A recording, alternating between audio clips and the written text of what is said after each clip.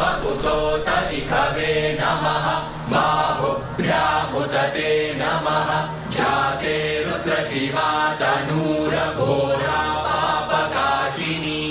तयानस्तन्वा शतमया गिरिशताभिचाकशीः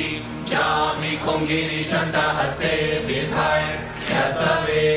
शिवां गिरित्रतां कुरु माहि गूंसीः पुरुखं जगत्त शिवेन वचसा